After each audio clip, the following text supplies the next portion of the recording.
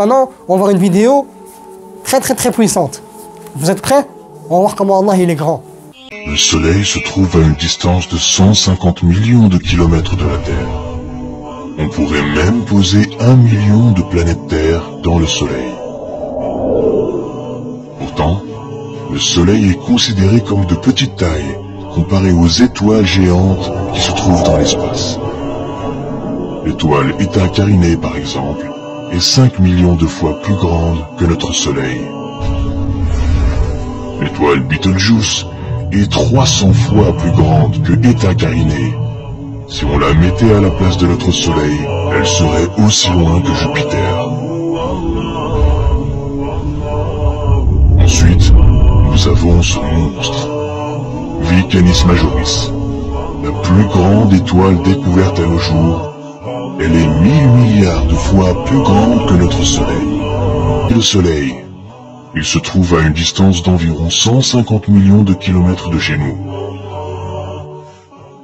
En partant de la Terre, et à la vitesse de 300 000 km/s, ce qui correspond à la vitesse de la lumière, nous mettrions 8 minutes à l'atteindre.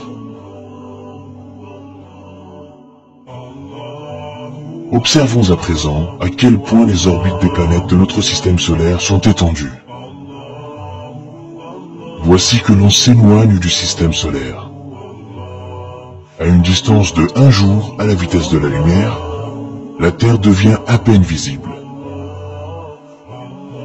Puis à une distance d'1 année-lumière, voici la luminosité du Soleil comparée aux autres étoiles, jusqu'à ce qu'elle disparaisse. Regardez cette gigantesque sphère. Elle contient des millions d'étoiles. Nous sommes à une distance de 70 années-lumière de la Terre. Du haut de ces nouvelles contrées inaccessibles, elle n'est plus qu'une petite aiguille insignifiante dans une botte de foin galactique. La Voie lactée est alors à 100 000 années-lumière. Puis, la Voie lactée, à son tour, devient un tout petit point parmi des centaines de milliers d'autres galaxies. Et a fortiori, parmi des milliards d'autres galaxies, à une distance de 100 millions d'années-lumière. En poursuivant ce voyage cosmique, nous atteignons des distances qui défient l'entendement. Nous voici aux confins des constellations, à 5 milliards d'années-lumière, et ceci est ce que l'on a pu mesurer de plus grand à ce jour. Ce sont les cartes les plus lointaines que l'on puisse observer, et les derniers reflets du Big Bang. Arrivé à la fin de cet incroyable voyage intercéleste, à une distance époustouflante de 13,7 milliards d'années-lumière, et qui contient des trillions de galaxies, nous voilà en vérité dans le premier ciel du bas monde et ses ornements, Zinat as-Sama ad-Dunya. Tout ce que l'on vient d'entendre et de voir, sur les étoiles et ses orbites, ses galaxies et ses astres, et si l'on se conformait aux nouvelles théories des multiverses ou métaverses, tout cela n'est autre que le ciel du Sama ad-Dunya, le premier ciel du bas monde.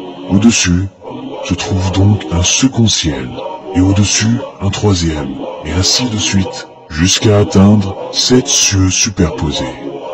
Et conformément au hadith du prophète Mohammed sallallahu alayhi wa sallam, les 7 cieux comparés au siège d'Allah ne sont semblables qu'à un anneau jeté dans le désert. Et le siège d'Allah comparé à son trône n'est semblable qu'à un anneau jeté dans le désert.